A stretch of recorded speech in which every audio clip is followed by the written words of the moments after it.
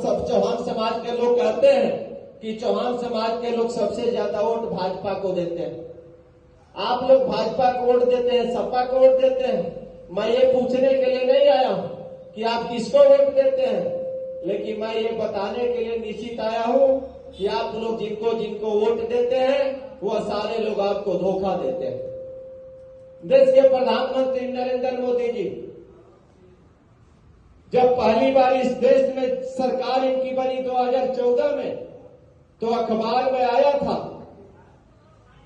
कि पृथ्वीराज चौहान जी के बाद सन 2014 में हिंदुत्व की सरकार बन रही है नरेंद्र मोदी जी के नेतृत्व में। यह हिंदुत्व की सरकार भारत में चल रही है नरेंद्र मोदी जी के नेतृत्व में। यह हिंदुत्व के शासक है और आपके पूर्वज भी हिंदुत्व के शासक थे और इस देश के अंतिम स्नातक हिंदू राष्ट्र रक्षक भी थे। देश के प्रधानमंत्री नरेंद्र मोदी जी दिल्ली से चल करके बनारस जाते हैं, रविदास जी की पूजा करते हैं। दिल्ली से चल करके कुशीनगर जाते हैं, बुद्ध जी की पूजा करते हैं। दिल्ली से चल करके बहराइच जाते हैं, महाराजा सुहेलदेव जी की पूजा करते हैं। दिल्ली से चल करके इसी अपने गृह प्रदेश में आते हैं और 250 फुट की मूर्ति पटेल जी की लगवाते हैं और उनकी पूजा भी करते हैं।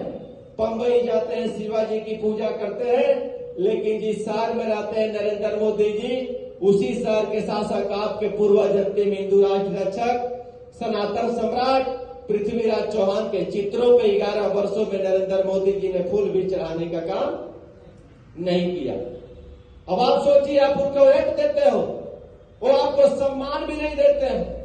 आप सोचो कि जो आपको सम्मान नहीं दे सकता है वो आपको हिस्सेदारी और भागीदारी कैसे दे सकता है, वो आपकी ताकत को कैसे समझ सकता है। तो हम लोगों ने भी संकल्प लिया है सन 2021 में 15 दिसंबर को, जो मऊ जनपद के लोग रहे होंगे, जो रतनपुरा ब्लॉक रसड़ा के तरफ के लोग रहे होंगे वो जानते होंगे, 15 दिसंबर 2021 को हम लोग भी अपने पूर्वज के सम्मान में हल्दलपुर में पृथ्वीराज चौहान महायज्ञ करवाया था और उसी दिन संकल्प लिया। अवधेश चौहान जी गए थे उस कार्यक्रम में। अवधेश चौहान जी इसके गवाह बैठे हैं कि ये बात गलत है कि सही है। 15 दिसंबर को हम लोगों ने संकल्प लिया कि यदि इस देश में अंबेडकर, रविदास, कालिदास, काशीदास, तुलसीदास, गांधी, गोडसे, सावरकर, सुहेलदेव, परशुराम, महावीर, बुद्ध, राम बाबा, शिवाजी, पटेल की पूजा हो सकती है, तो अंतिम हिंदू सम्राट राष्ट्र रक्षक पृथ्वीराज चौहान की भी पूजा होनी चाहिए। लेकिन उनकी पूजा होगी कब? जब आप उनकी पूजा करना शुरू करेंगे तब। जिस दिन उनको आप याद करना शुरू करेंगे, मैं कह रहा हूं कि आपकी याद में आप याद करना शुरू करोगे तो इस देश का प्रधानमंत्री मजबूर हो करके पृथ्वीराज चौहान को याद करेंगे।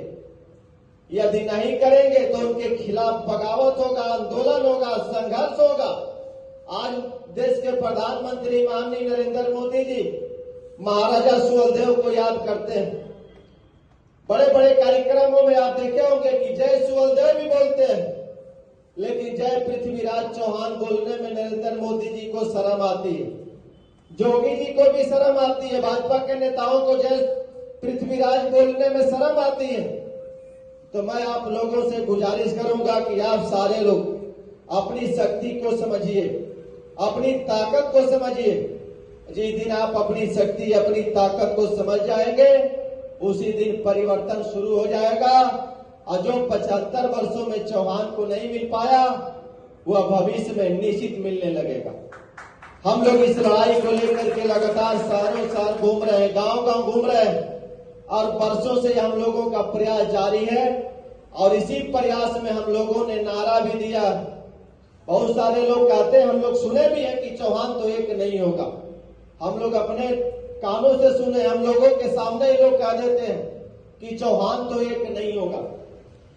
उन लोगों के लिए हम लोगों ने एक नारा भी दिया है और जनता क्रांति पार्टी राष्ट्रवादी और कमलेश चौहान और हमारी टीम का संकल्प है कि जब तक चौहानों को जोड़ेंगे नहीं तब तक चौहानों को छोड़ेंगे नहीं। चाहे आप जाकर के राजकोट में बस जाओ, चाहे आप जाकर के बंबई में बस जाओ, चाहे आप जाकर के पताल में बस जाओ, चाहे आप जा करके भूमि धारा में भी बच जाओगे तो हम लोग आप लोगों को ढूंढ करके निकालेंगे